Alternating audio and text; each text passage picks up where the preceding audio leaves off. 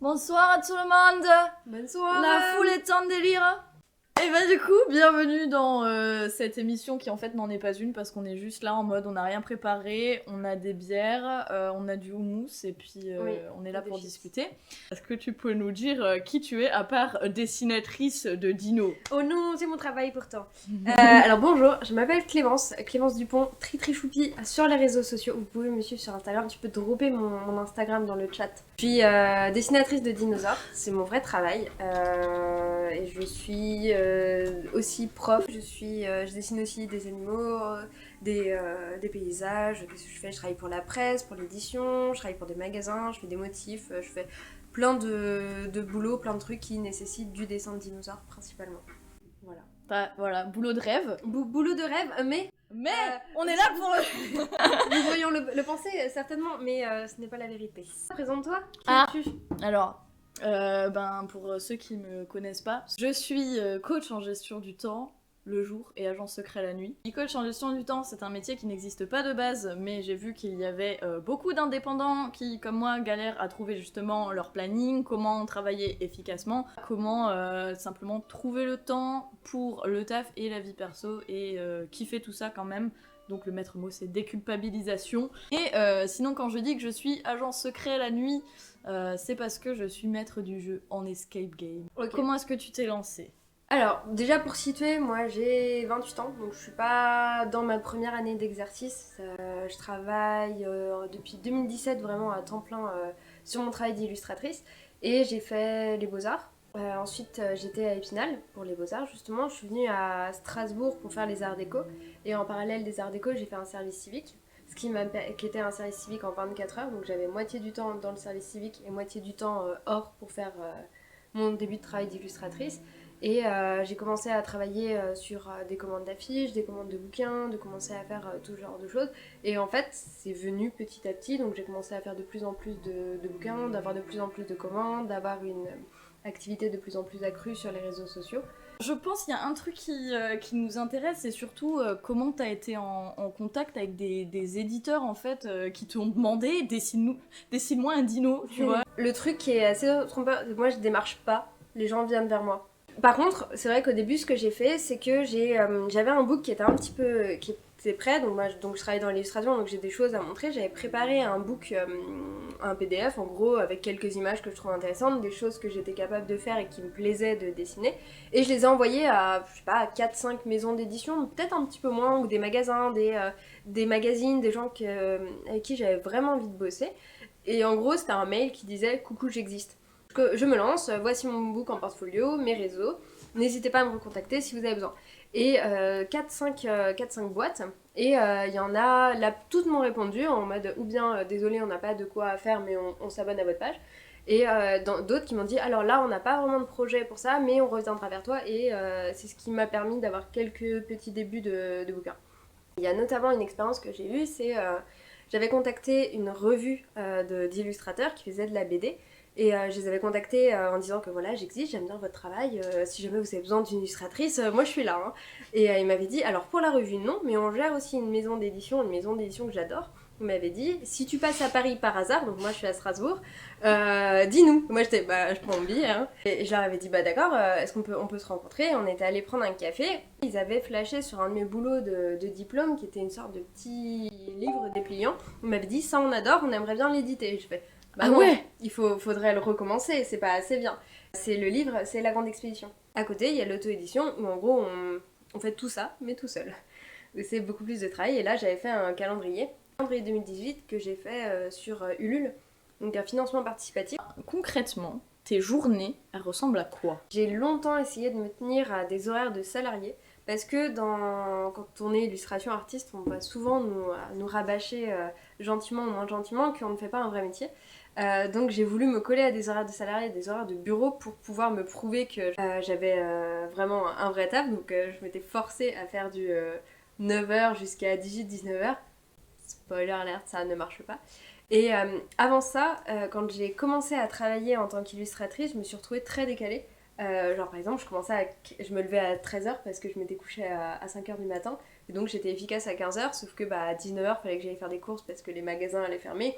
Donc maintenant j'essaye d'être un petit peu plus libre et surtout, mais j'ai encore un peu du mal à le faire, j'essaye quand je bloque sur un dessin parce que parfois en création on va avoir un peu des blocages parce que voilà, des fois ça fonctionne pas. Donc on se retrouve à bloquer devant notre ordi, donc vaut mieux aller faire autre chose plutôt que de forcer. Donc je le fais pas encore tout à fait, mais c'est ce que j'essaye de faire. Sinon, en tant que journée normale, j'essaye de consacrer le matin, sauf période de rush, j'essaye de consacrer le matin à tout ce qui est réseaux sociaux, administratifs, répondre à des mails. Répondre à des mails, ça me prend beaucoup d'énergie parce que je déteste ça. Passer les appels, mais des trucs cons, genre même aller chez le médecin ou des trucs comme ça, j'essaie de les caler le matin. Je suis prof à côté aussi, je fais entre 3 et 6 heures par semaine, ça dépend des périodes. Je suis prof, donc j'essaie d'avoir les cours le matin, de préparer les devoirs, d'avoir les communications avec toute l'équipe à ce moment-là. Et l'après-midi, je travaille sur mes créations, même si je suis pas efficace pendant très longtemps parce que je crois que je fais max 3 heures de dessin par jour. Et ensuite, je suis fatiguée parce que je suis une grosse mauviette. De bosser un petit peu jusqu'à 20h, 21h, mais vraiment j'évite parce qu'après j'ai plus de soirée. Et j'aime pas ça, j'ai l'impression de passer à côté de ma vie, je vais juste dormir et le lendemain faut recommencer. Et on n'est pas là pour ça. On voit que dans les entreprises, on passe de plus en plus souvent sur des formats 4 jours, des emplois du temps plus adaptés aux employés, donc pas forcément une bonne solution de partir sur du 9-18. Un petit aspect aussi présentéisme où t'es obligé. Moi j'avais l'impression que si je travaillais bien et que j'étais vraiment devant mon ordi à ces heures-là, j'étais validée en quelque sorte. Et c'est idiot. Alors que franchement, une fois que moi j'ai dessiné 3 heures, que je me suis bien mise à fond pendant 3 heures, je suis fatiguée, je fais plus rien quoi. Ce qu'on disait avant, c'est se sortir du 9-18 là. C'est trop bien la semaine de 4 jours. Mais en fait c'est très pertinent. Et ce que je voulais rajouter, c'est que je pense que cette espèce de, comment dire, de royaume de 9-18 lundi au samedi, c'est totalement quelque chose qui n'est pas sain pour les humains, pour n'importe quel humain normal.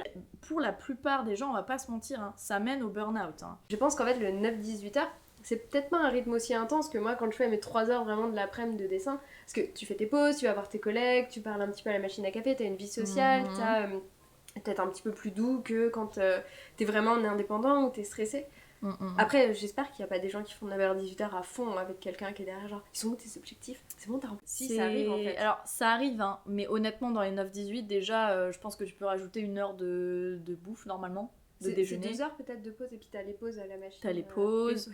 Et les gens qui n'ont pas été en entreprise, la fameuse machine à café, tu sais. Je comprends pas comment ça marche le salariat. Ce qu'il y a, c'est que c'est aussi un peu pour ça que je me bats dans mon boulot et que je suis en mode les gars, il faut vraiment mettre la déculpabilisation au centre du taf. Le cerveau, c'est lui qui travaille. Ton cerveau, il va pas être focus 5 heures d'affilée, c'est pas possible. Alors, si tu y arrives, c'est cool, mais derrière, t'as besoin de récupérer, comme tu dis, des heures et des heures. Ouais, donne-nous quel type de drogue tu prends aussi pour tenir 5 heures. Quoi. Mais il faut savoir se dire, putain de merde, j'ai bien travaillé avec seulement 2 heures de travail par jour. Pour mon activité de coach, je travaille environ 10 heures par semaine. Au niveau tarif, en gros, je suis payée beaucoup plus pour 10 heures de travail en coaching par semaine que les 24 heures que je fais par semaine à l'Escape Game. Ça suffit et je vais pas me dire « Ah non, non, il faut faire un 9-18. » Attends, 9-18 en coaching, mais c'est pas possible. J'ai déjà vu des coachs qui mettent des séances, mais les unes après les autres, ils ont 5 clients par jour plus. Je suis en mode « Mais par contre, vous faites de la... » C'est pas... Je veux pas remettre en question, mais vous faites de la qualité ou pas? Parce que c'est pas possible, ton cerveau c'est de la bouillie après, ou alors c'est machinal, ou alors je sais pas, ou alors tu vas faire un burn-out. Pour moi, il n'y a pas d'autre solution. Donc vraiment, les gens qui nous regardent, que vous soyez que freelance ou que vous ayez un projet dans n'importe quel domaine, ça prend beaucoup d'énergie. C'est pas juste t'es derrière un PC. Je dis pas que les boulots salariés ça prend pas d'énergie. Non. Au contraire, mais il faut savoir que on nous impose en salariat, c'est souvent vu par un spectre du, je vais dire le C-word, capitalisme. Elle a dit. Et en fait, du coup, on t'impose de raquer de ouf. Attends, alors t'as des que congés c'est pas maladie naturel. aussi, t'as des... Ça, on n'a pas. Attends, t'as pas à déclarer tes... Enfin, t'as pas tout le travail d'administratif, t'as pas toutes ces choses-là. Et quand, pour revenir à la question du est-ce que ça... Enfin, à partir de combien de temps t'as envie, ben, c'est compliqué parce qu'autant le premier mois, du coup, j'ai signé une cliente Bah oui, j'en ai vécu finalement, parce que j'ai eu une bonne petite facture. Faut que je parle au milieu de mon parcours jusque maintenant. Donc j'ai eu une période très très dure. Autant vous dire que là, c'est les moments où il n'y a rien qui rentre, parce qu'il n'y a rien qui sort non plus. C'est genre, si t'es en détresse émotionnelle, ou si t'es en période où ça va pas, ou alors que t'as pas la bonne stratégie marketing, si tu veux aussi, ça peut être une raison. Il y a parfois zéro, il y a parfois pas de revenus. Et c'est pas pour autant qu'il faut s'arrêter. La preuve, je veux dire, j'ai continué. Et ça, un chiffre d'affaires à plus de 3 000 €, certes, t'as les l'URSSAF. Je vais mettre un gros disclaimer URSSAF comme ça. En fait, le chiffre qu'on reçoit sur notre compte, par exemple, si c'est des opérations de vente aussi, il y a tout ce qu'on va redonner aux prestataires. Il y a surtout l'URSSAF, les cotisations, les impôts qui sont différentes aussi. Et les charges. Et ensuite, si on a un mois à 3 000 €, c'est peut-être parce qu'on a bien bossé le mois d'avant aussi et qu'on a du coup rien encaissé. Donc il faut faire attention. On va plutôt parler souvent pour des chiffres à l'année.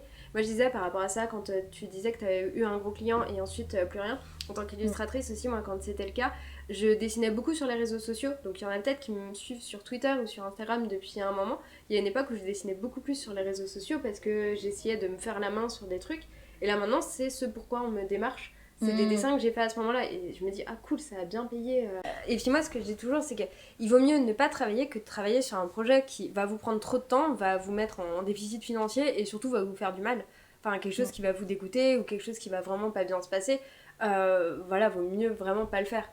Donc essayez d'être ferme dès le début, d'être vraiment décisif, de montrer que vous savez ce que vous faites, que vous connaissez vraiment bien votre travail et ça se passe vraiment mieux. Moi j'ai expérimenté ça depuis quelques temps et waouh, c'est trop bien. Rappeler les plannings, de rappeler les deadlines. Moi je sais que quand j'ai des projets d'édition, j'essaie toujours de caler quand est-ce que je vais avoir mes crayonnés, quand est-ce que je dois rendre les croquis, combien de temps on va prendre pour me répondre. Et je dis parce que j'ai d'autres projets et j'essaie de le présenter comme j'aimerais que tout se passe bien. Donc si je veux que tout se passe bien, il faut que tout soit cadré. On fait un planning. Moi je m'engage à respecter les deadlines.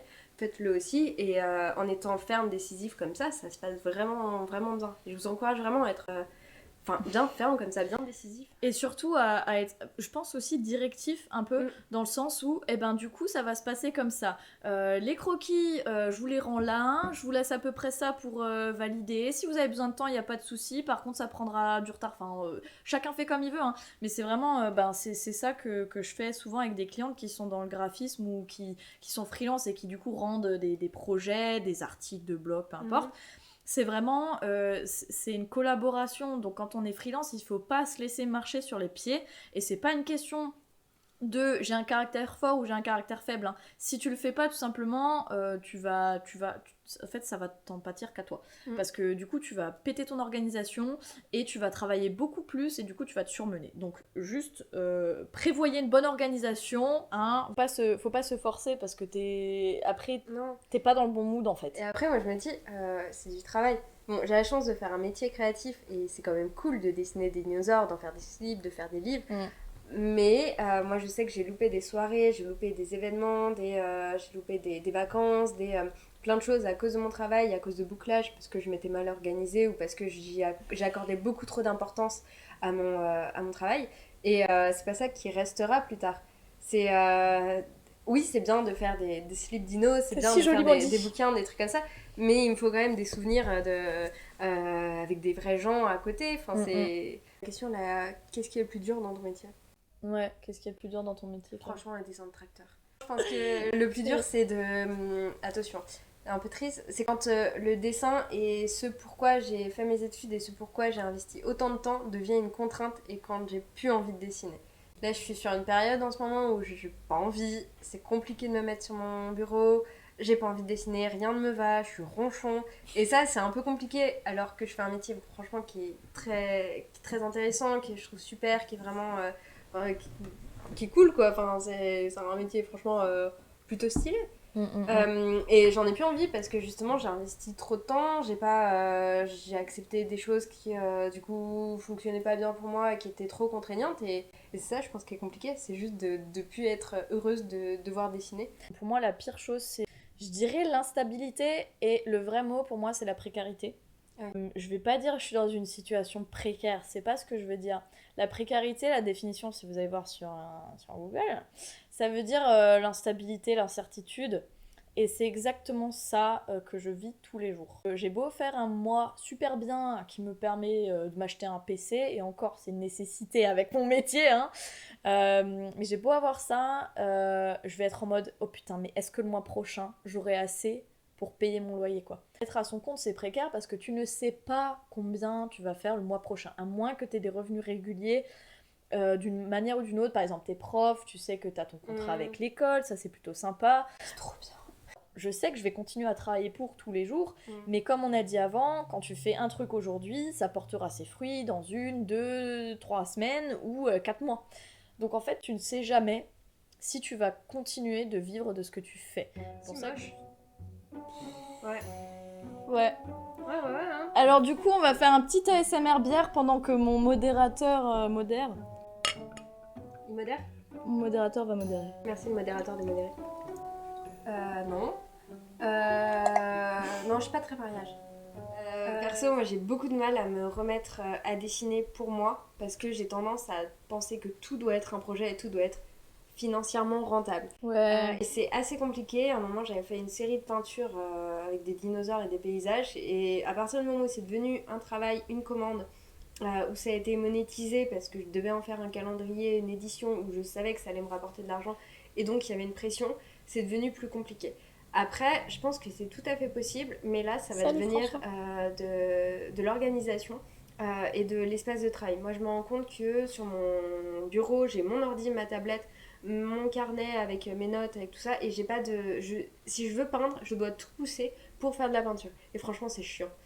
Donc je pense qu'il faut avoir un espace dédié vraiment à la création, ou alors d'avoir un atelier et de travailler, de foutre son travail, son bureau avec son ordi, sa Cintiq, ses notes, en dehors de son espace de vie, et garder le loisir pour l'espace de vie juste. Un truc qui a très bien marché pour moi, c'est alors récemment j'ai animé une retraite créative. C'est en gros, c'était une retraite créative, c'était dans la forêt, dans des petites tiny houses.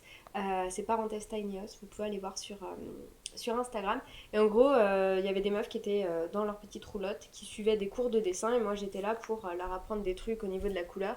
Et on était perdus dans la forêt, c'était trop bien, et ça a développé la créativité de tout le monde parce qu'on n'avait pas de réseau, qu'on n'avait pas nos clients qui venaient nous envoyer des mails, et qu'on était vraiment toutes perdues, qu'on n'avait rien à faire parce qu'il n'y avait pas internet et qu'on avait toute la nature à dessiner. Et ça, c'est super de pouvoir se sortir de son lieu de stress, de travail, de se prendre des vacances créatives, quelque chose comme ça, et ça aide beaucoup. Ou juste de laisser tomber le travail et de se dire ok, je vais croquer pendant toute la matinée. Ça remet tout en route. Je voulais savoir, car cela m'intéresse, comment faire pour se faire reconnaître de nos jours avec toutes les personnes qui dessinent maintenant. Pour se faire reconnaître, c'est assez compliqué, je dirais, d'avoir un trait particulier et de poster sur les réseaux. En fait, au début, c'est vraiment ce qu'il faut faire, c'est être visible sur les réseaux et ouais, voilà, d'avoir quelque chose de particulier à dessiner. Après, c'est normal qu'en étant étudiant, on n'ait pas forcément de quoi se démarquer, ça dépend des projets aussi, mais ouais, franchement, on l'a posté au max sur les réseaux sociaux. Faites vos carnets de dessin aussi, comme je vous le dis. De travailler beaucoup. Elle est bien ton école, elle est excellente. Je peux pas parler pour l'illustration, mais en dev, la spécialisation dans un domaine, ça permet de se démarquer énormément. Mais oui, bien sûr. Moi, je sais que pour mon travail, ce qui fait que je me démarque, c'est juste que je dessine des dinosaures, que je m'y connais assez aussi. Donc j'ai une spécialisation, et en plus que je les dessine en couleur, et c'est ce qui fait qu'on remarque mon travail. Lisa, reviens.